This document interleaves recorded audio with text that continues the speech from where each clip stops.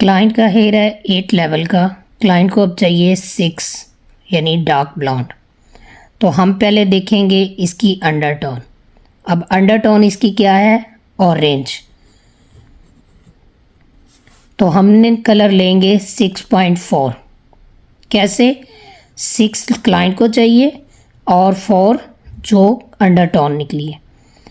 تو 6.4 کلر لیں گے، اس کو 20 والیوم کے ساتھ نیم گرم پانی کے ساتھ مکس کر کے اپلیکیشن کریں گے پری لائٹ والے ہیئر پہ. اس کی فل ویڈیو جو ہے وہ یوٹیوب پر پریکٹیکل کے ساتھ اپلوڈ ہے. اب جو ہے ہم اوپر جب کلر لگائیں گے 6.1 تو 1 کیا کرے گا؟ 4 کو نیوٹرلائز کر دے گا یعنی کوپر کی ریفلیکشن کو.